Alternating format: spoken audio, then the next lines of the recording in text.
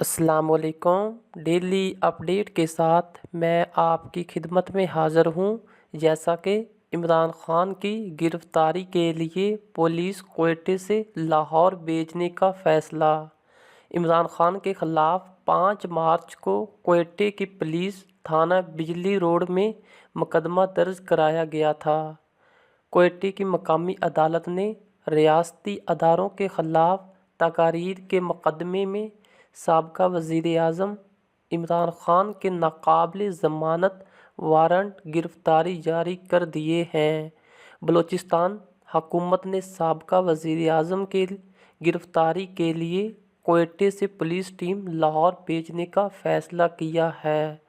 Judicial magistrate Quetta 1 کے جج بشیر احمد باجائی نے عمران خان کی گرفتاری کے احکامات کوئٹے میں درج کیے گئے مقدمے کی سماعت کے بعد جاری کیے۔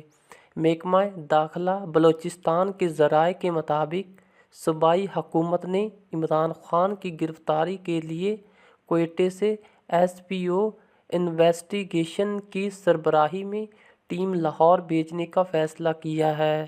محکمہ داخلہ بلوچستان نے اس سلسلے میں پنجاب کے محکمہ داخلہ کو مراسلہ ارسال کیا ہے، جس میں کوئٹہ پولیس کی ٹیم سے تعاون کرنے کی درخواست کی گئی ہے۔ خیال رہے کہ کوئٹے کے رہائشی عبدالخلیل کاکر نے 5 مارچ کو پی ٹی آئی کے سربراہ پر کوئٹے کی پولیس تھانہ بجلی روڈ میں مقدمہ درج کرایا تھا۔ یہ مقدمہ prevention of electronic crimes act 2016 کی دفعہ 20 تعزیرات پاکستان کی دفعات 153A 505 اور 124A کے تحت مقدمہ درج کرایا تھا۔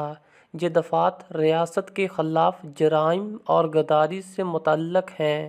مقدمے کے متن کے مطابق عمران خان نے میڈیا پر آ کر ریاستی اداروں پر بے بنیاد الزامات عائد کیے اور ریاستی اداروں کے افسران کے خلاف بلا جواز اشتعال انگیز تقریر کرکے نفرت پھیلائی۔ متن میں مزید کہا گیا ہے کہ اشتعال انگیز تقاریر سے ملک کے امن و امان کو شدید خطرات لاحق ہیں۔ یہ تقریر عوامی امن و امان کو خراب کرنے کے مترادف ہے۔